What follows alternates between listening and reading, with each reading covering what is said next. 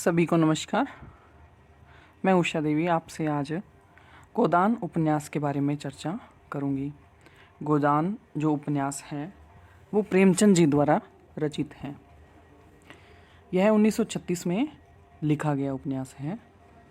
प्रेमचंद जी जो कि उपन्यास सम्राट के रूप में प्रसिद्ध हैं, इन्होंने कहानियाँ भी लिखी हैं, उपन्यास भी लिखे हैं। इन्होंने यथार्थवादी, आदर्शवादी जो गद्य रचनाएं हैं वो लिखी हैं। तो इनके जो उपन्यास है उसमें सबसे महत्वपूर्ण उपन्यास का नाम है गोदान। गोदान प्रेमचंद जी का एक ऐसा उपन्यास है जिसके माध्यम से उन्होंने देश की ग्राम्य आत्मा को सशक्त अभिव्यक्ति दी है। इसी कारण डॉक्टर गंगा प्रसाद विमल ने इन्हें भारतीय ग्राम्य प्रवेश की समस्याओं का महाकाव्य और गीता की संज्ञा दी है। यानी कि जो गंगा प्रसाद विमल है, इन्होंने जो गोदान को भारतीय ग्रामीण प्रवेश की जो समस्याएं हैं उनका महाकाव्य कहा है और गीता कहा है गोदान उपन्यास को। होरी के रूप में ग्राम्य जीवन की करुण गाथा इसमें कही गई है। ग्राम्य जीवन की इस गाथा के साथ साथ उपन्यास में नगरीय जीवन की एक कथा भी मुख्य कथा के साथ साथ चलती है, जिसके प्रमुख पात्र मेहता और मालती हैं।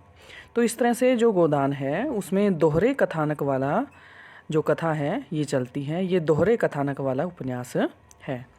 दोनों कथाएं परस्पर बहुत कम संबंध है, अतः यहाँ अलग अलग मैं इन दोनों कथाओं का सारांश आपके सामने प्रस्तुत करूँगी।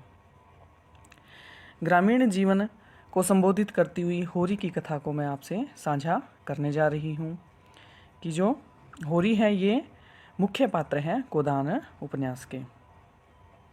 होरी लखनऊ के निकट बेलारी गांव का एक किसान है। उसके पास केवल 5 बीघा जमीन थी, किंतु राय साहब अमरपाल सिंह की कृपा दृष्टि से गांव में होरी का काफ़ी सम्मान था।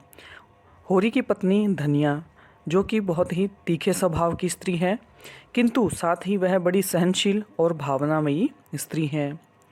उसके पुत्र का नाम है गोबर जो कि बड़ा ही विद्रोही स्वभाव वाला युवक है। होरी की 2 पुत्रियां भी हैं, सोना और रूपा। मैं बताना चाहूँगी कि जो धनिया है उसके 6 बच्चे हुए थे, जिनमें से ये जीवित 3 ही थे, गोबर, सोना और रूपा, जिनकी आयु क्रमशः 12 और 8 साल थी। यानी कि जो सोना है ये 12 साल की और रूपा है वो 8 साल की थी, और जो गोबर है इसकी उम्र 16 साल थी। एक दिन वह राय साहब से मिलने जा रहा था तो उसकी भेंट भोला अहीर से जो गाय चराने आया था उससे हुई। गायों को देखकर होरी के मन में गाय खरीदने की एक अभिलाषा जाग उठी, जो कि वो काफ़ी समय से अपने मन ही मन गाय खरीदने के बारे में सोच रहा था। बातों में उसने जान लिया कि भोला की पत्नी की मृत्यु के बाद वह अब दूसरी शादी करना चाहते हैं। तो होरी ने उसकी सगाई करवाने का आश्वासन दिया और साथ ही गाय खरीदने की भी इच्छा प्रकट की। अब भोला उसे गाय देने को तैयार हो गया, किंतु उसे पता था कि भोला के पास तो भूसा खरीदने तक के पैसे नहीं हैं। तो भोला भूसा क्रय न कर पाने के कारण बातों में उसने जान लिया कि भोला की पत्नी की मृत्यु के बाद भोला दूसरी शादी करना चाहता है। तो होरी ने सगाई कराने का आश्वासन दिया और साथ ही गाय खरीदने की भी इच्छा प्रकट की। तो उसे होरी को पता चलता है कि भोला गाय देने को तैयार तो है, लेकिन उसे ये भी पता है कि भोला गाय क्यों बेच रहा है, क्योंकि भोला के पास जो गाय के लिए चारा खरीदने तक के पैसे नहीं थे, इसलिए वो गाय बेच रहा है। तो होरी का जो विचार है वो बदल जाता है। वो भोला से कहता है कि उसके यहाँ से भूसा ले आए, और फिर जो होरी है वो राय साहब से मिलने चला जाता है। होरी जब राय साहब के घर से वापस लौटा तो कुछ ही क्षणों में जो भोला है वो भूसा लेने के लिए पहुंच जाता है और उसे 3 खांचे भूसा देकर होरी ने विदा किया और गोबर को उसके साथ भूसा पहुंचाने के लिए भी भेज दिया। अब लौटते समय आधे रास्ते तक झुनिया उसे छोड़ने आई, उसे किसे, गोबर को। तो इस तरह से उनमें प्रेम है वो गहरा होने लगा। गोबर और झुनिया में जो प्रेम है वो गहरा होने लगा। और इधर गाय की प्रतीक्षा में होरी, धनिया, सोना और रूपा सभी बड़े प्रसन्न थे। होरी ने अपने भाइयों के सांझे के बांस बेचकर कुछ रुपए बचाने का असफल प्रयास किया। होरी के घर गाय आ जाती है। होरी का जो परिवार है वो बहुत ही प्रसन्न होता है, वो फूला नहीं समाता। विशेषकर होरी बहुत ही खुश था, उसकी अभिलाषा जो पूर्ण हुई थी। गाय बड़ी सुंदर थी, अच्छी थी, और यह समाचार है वो सारे गांव में आग की तरह फैल गया। गाय क्या आई, होरी के तो दुर्दिन लेकर आई, है ना। और उसमें भाइयों से भी उसका मनमुटाव होने लग गया, और विशेषकर हीरा से। एक दिन मौका मिलते ही हीरा ने क्या किया कि गाय को विष दे दिया, और रात में ही गाय है वो मर गई। होरी ने उसे देख तो लिया था। जब होरी ने धनिया को अपने संदेह की बात कही तो धनिया सीधे हीरा के घर पहुंच गई और हीरा पर हत्या का आरोप लगाया। पुलिस ने हीरा के घर की तलाशी लेनी चाहिए, लेकिन होरी ने अपने भाई की रक्षा के लिए अपने पुत्र गोबर की झूठी कसम खाई कि उसे ये पता नहीं है कि गाय को किसने जहर दिया। यानी कि पूरी तरह से उसने अपने भाई को बचाने का प्रयास है वो किया।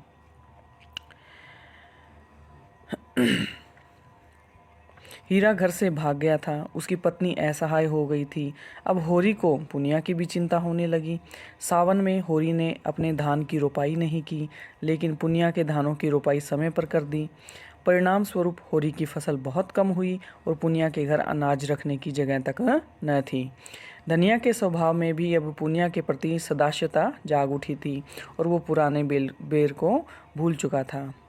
झुनिया और गोबर के प्रेम का परिणाम यह हुआ कि झुनिया गर्भवती हो गई और गोबर उसे अपने घर में आने को कहकर खुद घर से भाग गया।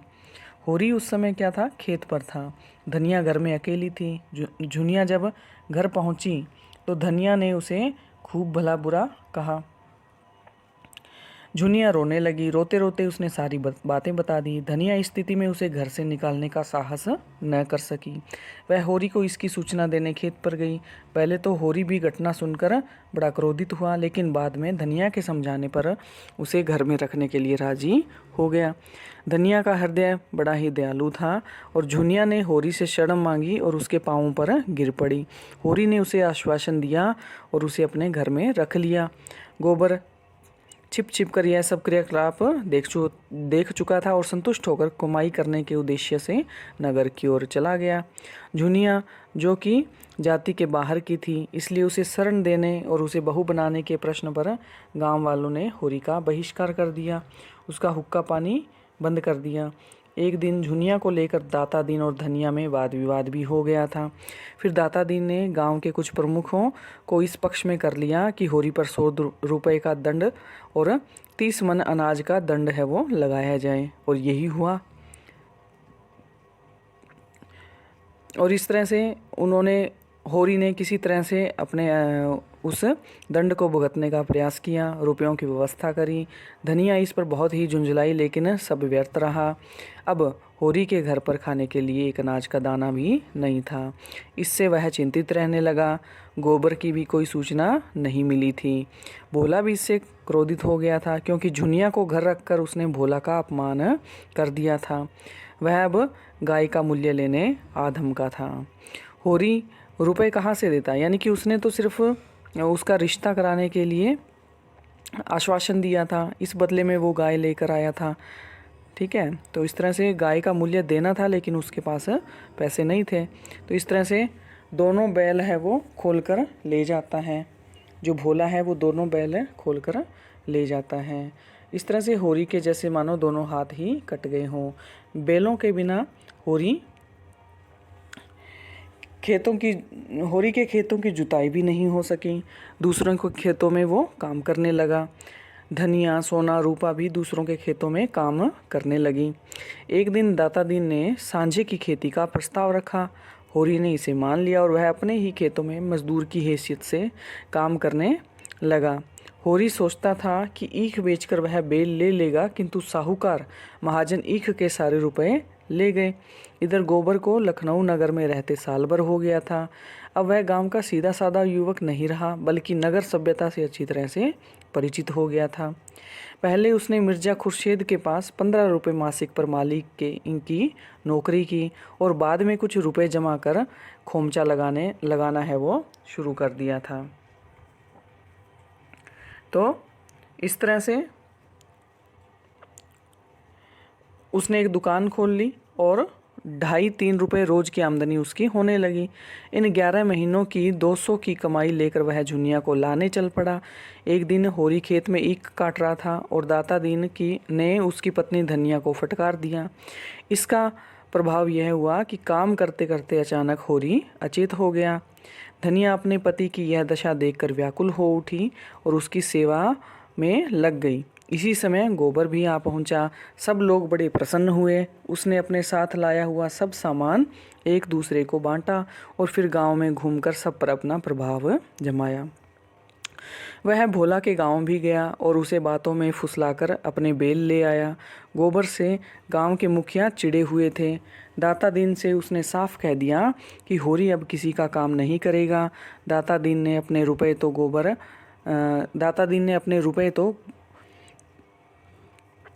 गोबर ने सरकारी ब्याज के हिसाब से रुपए देने चाहे, किंतु होरी को लगा कि यह अधर्म है। दोनों बाप बेटे में मनमुटाव हुआ और झुनिया और उसके छोटे बेटे को लेकर वह लखनऊ लौट गया। गोबर के चले जाने के बाद होरी का घर सूना हो गया। उधर गांव में दाता दीन के पुत्र माता दीन ने सिलिया चमारिन को रखेल के रूप में रखा था। एक दिन माता दीन, सिलिया, दाता दीन और होरी आदि खेत में अनाज ओसा रहे थे। तभी सिलिया के माँ बाप और दोनों भाई अपनी बिरादरी के साथ वहाँ पहुँचे। उन्होंने माता दीन का जनेऊ तोड़ डाला, उसके मुंह में हड्डी डाल दी। सिलिया को वो लोग ले जाना चाहते थे, मगर बहुत मार खाने पर भी वह उनके साथ नहीं गई। इससे माता दीन ने धर्म भ्रष्ट होने की बात सारे गांव में फैल गई। यानी कि माता दीन का धर्म भ्रष्ट हो गया, यह बात सारे गांव में फैल गई। दाता दीन ने माता दीन को समझाया कि वह सिलिया का साथ छोड़ दे, बाकी वह सब ठीक कर लेगा। माता दीन ने सिलिया को बुरा भला कहा तो विवश होकर सिलिया होरी की शरण में आई और उसी के यहाँ रहने लगी। अब होरी को अपनी लड़की सोना के ब्याह की चिंता होने लगी, क्योंकि गांव के कुछ लड़के उसका पीछा करने लगे थे। होरी ने सोनारी गांव के एक धनी किसान गोरी महतो के लड़के मथुरा से सोना का विवाह करना निश्चित किया। सोना और सिलिया के प्रयास से दहेज की भी समस्या नहीं रही। इस प्रकार बिना किसी कठिनाई के सोना का विवाह भी संपन्न हो गया। भोला ने अपना दूसरा विवाह कर लिया था, किंतु इससे उसके घर में झगड़ा इतना बढ़ा कि बेटों ने उसे पीटकर घर से निकाल दिया। भोला और उसकी पत्नी नोहरी ने नोखे राम के यहाँ शरण ली। नोखे राम ने नोहरी पर अपना अधिकार कर लिया। भोला इतना दुर्बल हृदय था कि न वहाँ रह सकता था न कहीं जा सकता था और वह नौकर की भांति वहाँ पर रहने लगा।